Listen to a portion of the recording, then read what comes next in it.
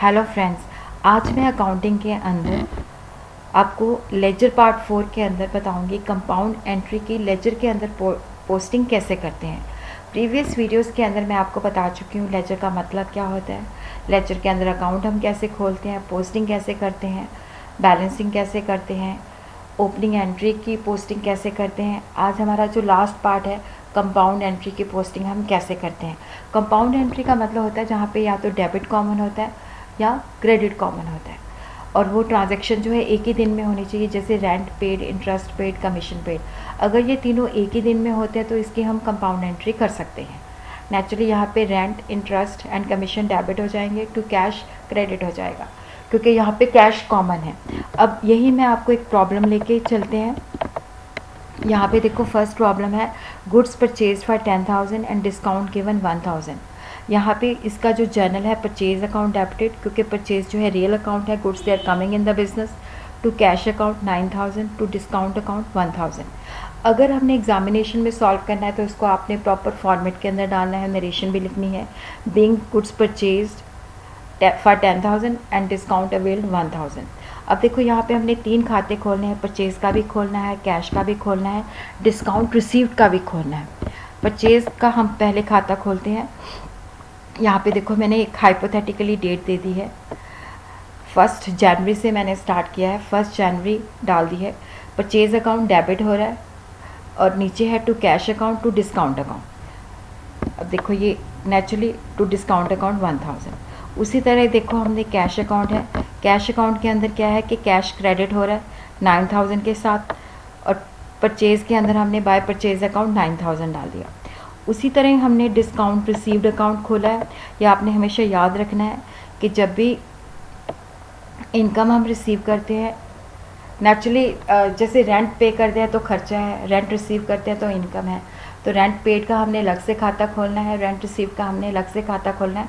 Books के अंदर क्या होता है कि कई बार rent paid, discount received and discount paid जो होते हैं एक ही खाते में बने होते हैं, लेकिन वहाँ पे उसकी बैलेंसेस नहीं होती।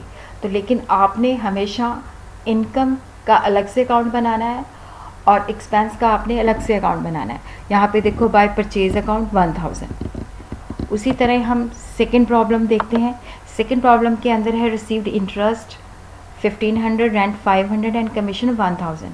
यहाँ पे कैश कॉमन है क्योंकि इंटरेस्ट, रेंट एंड कमीशन जो है हमारी इनकम है। कैश को हमने डेबिट कर दिया 3,000 से, interest 1,500, to rent 500, to commission 1,000।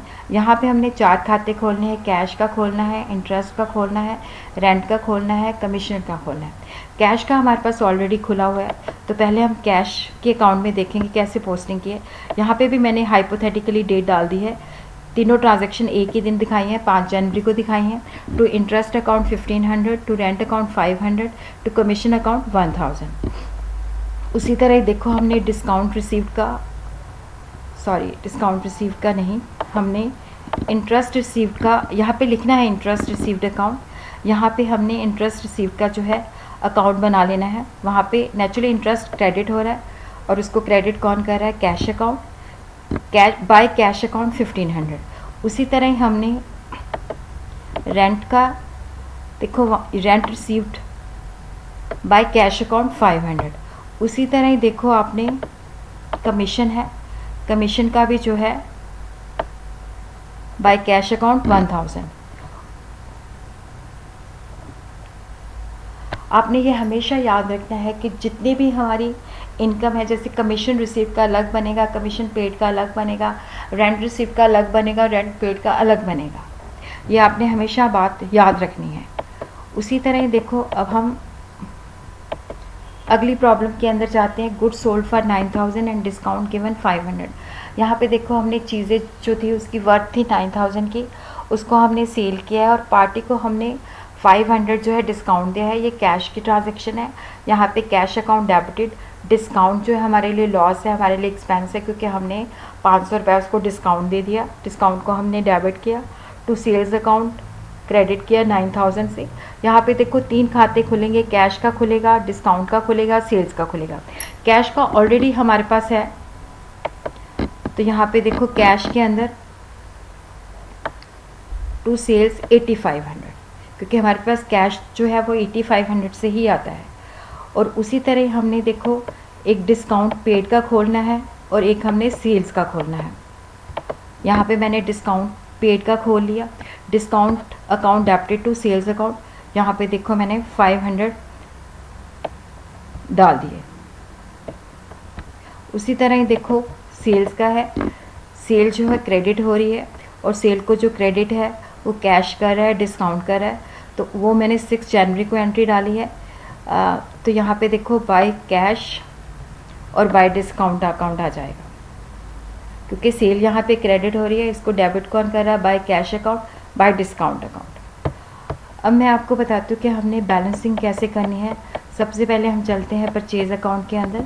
Purchase account के अंदर देखो परचेज़ का जो बैलेंस होता है हमेशा डेबिट होता है। सिर्फ उसी सिचुएशन के अंदर उसके क्रेडिट के अंदर एंट्रीज पड़ती है, अगर कोई लॉस लगता है, loss by fire, loss by flood वगैरह होता है, तभी उसी सिचुएशन के अंदर ये परचेज़ जो है क्रेडिट होती है, या ड्राइंग जो होती है गुड्स की फॉर्म में होती है, उस सिचुएशन के अंदर जैसे drawing account debited to purchase account, तो बाय ड्राइंग हो जाएगा। लेकिन यहाँ पे हमारे पास क्या है कि परचेज़ का डेबिट कॉलम के अंदर या क्रेडिट के अंदर कोई एंट्री नहीं है, तो हमने इसकी टोटल कर ली, ये आ जाती है टोटल 10,000। इसका मतलब है हमने जो last day of the month होता है 31 जनवरी को टोटल कर लेना है, वो 10,000 आ जाना है, और क्रेडिट साइड पे हमने लिख देना बाय बैलेंस कैरी डाउन 10,000। तो इसका मतलब है कि परचेज़ का डेबिट बैलेंस है हमारी, इसका ओपनिंग बैलेंस हो जाएगा टू बैलेंस ब्रॉट डाउन 10,000। उसी तरह कैश अकाउंट जो है इसकी डेबिट साइड पे भी है, क्रेडिट साइड पे है। कैश का हमेशा आपने याद रखना है, क्योंकि डेबिट साइड ही बड़ी होती है क्रेडिट साइड से, क्योंकि जितना कैश है उससे ज़्यादा थोड़ी हम खर्च करेंगे। तो यहाँ पे हमने डेबिट का भी टोटल करना है, क्रेडिट का भी टोटल करना है।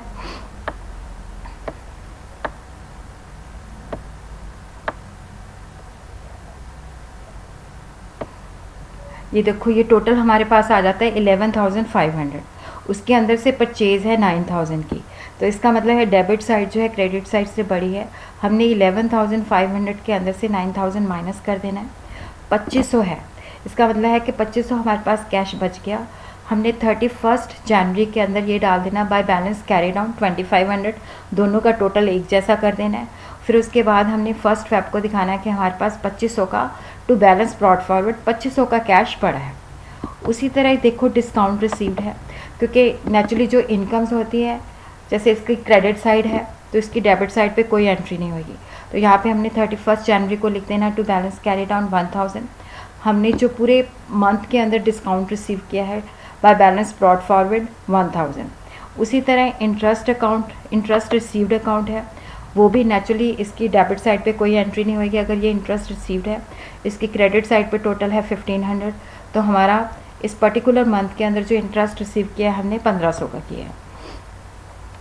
उसी तरह रेंट है, इसका भी क्रेडिट बैलेंस है। देखो क्रेडिट बैलेंस है, डेबिट साइड पे कुछ नहीं होएगा, तो हमारा जो टोटल रेंट है वो 500 है। इसकी हमने ओपनिंग एंट्री फेब के अंदर उठानी है बाय बैलेंस ब्रॉट फॉरवर्ड 500।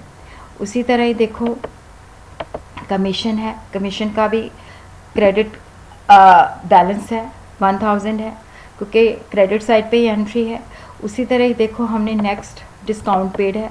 अब डिस्काउंट पेड जो है हमारा नॉमिनल अकाउंट है, खर्चे का अकाउंट है। जो इनकम थी वो भी नॉमिनल अकाउंट होती है, उनका क्रेडिट बैलेंस था, डिस्काउंट का डेबिट बैलेंस है। इसका मतलब है कि टू बैलेंस ब्रॉट फॉरवर्ड 500, कि हमने जनवरी के मंथ के अंदर डिस्काउंट दिया है 500। उसी तरह देखो हमने सेल्स के अंदर भी क्या होता है कि हमेशा सेल का भी क्रेडिट बैलेंस होता है। टोटल सेल जो है इसका ओपनिंग बैलेंस जो है बाय बैलेंस ब्रॉट फॉरवर्ड जो है 9,000 है।